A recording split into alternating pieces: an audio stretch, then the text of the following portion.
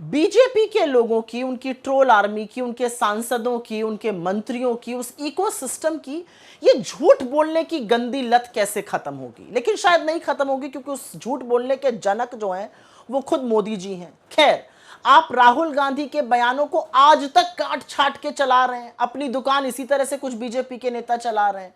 ये कब समझ में आएगा आपको कि राहुल गांधी के खिलाफ झूठ परोसने से, उनके खिलाफ नाहक आरोप लगाने से जनता नहीं खुश हो रही है, जनता आपके साथ नहीं है, क्योंकि जनता और लोग इस देश के समझते हैं कि इस देश का जननायक कौन है और कौन उनके साथ मुश्किल के वक्त में हर मोड़ पर खड़ा हुआ है।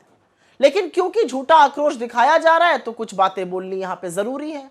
राहुल गांधी जी अमेरिका के दौरे पर हैं, वहां पर उन्होंने सबको समान अधिकार देने की एक बात कही। उन्होंने कहा कि हिंदुस्तान में सबको, हर धर्म, हर वर्ग, हर जाति के व्यक्ति को समान अधिकार होने चाहिए। और उसी क्रम में उन्होंने बहुत सारी बातें बोली। बीजेपी ने उसका एक वाक्य निकाला और उसको सिखों से जोड़ दिया।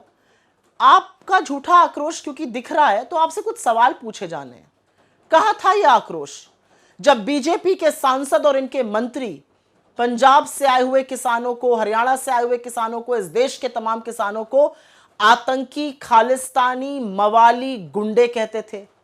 कहां था आपका आक्रोश जब पंजाब से आए हुए किसान, हरियाणा से आए हुए किसान, इस देश के तमाम किसानों में से 750 किसानों की अपने हक के लिए लड़ते हुए शहादत हुई? कहां था आपका आक्रोश जब नरेंद्र मोदी ने किसानों, और वो किसान जो पगड़ी पहने हुए थे, जो पग पहने थे, उनके लिए बड़ी बड़ी चट्टानें खड़ी कर दी, रास्ते खुदवा दिए, तारे और किले गड़वा दी कि वो दिल्ली में एंटर ना कर सके, किलेबंदी कर दी दिल्ली की? कहां था आपका आक्रोश जब आपकी सांसद इस देश के अन्नदाताओं को, इस देश के किसानों को हत्यारा और बलात्कारी कहते हैं?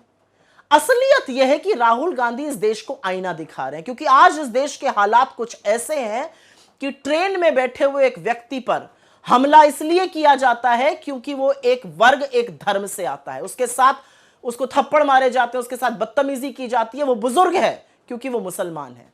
शक के घेरे में एक आदमी की पीट पीट कर हरियाणा में हत्या कर दी गई क्योंकि शक था कि वो मुसलमान है और वो कुछ मीट कैरी कर रहा था।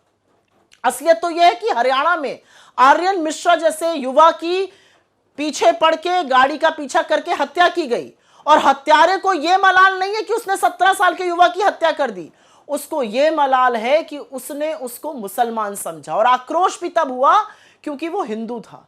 यह इस देश के हालात आपने कर दिए हैं। लेकिन एक सवाल पूछना चाहती हूं, पंजाब जाने से खौफ क्यों है? ये वही प्रधानमंत्री है ना जिन्होंने पंजाब की अस्मिता पर सवाल उठा दिया था, पंजाब में अपने खिलाफ असुरक्षा पर सवाल उठा दिया था। क्या पंजाबीज आपको सुरक्षित नहीं रख सकते थे? क्या पंजाब आपको सुरक्षित नहीं रख सकता था? झूठा आक्रोश दिखाना, काट छाट के बयान चलाना, इस तरह की राजनीति का सहारा बीजेपी लगातार तब तक लेती रहेगी जब तक मुद्दों से भटकाएगी।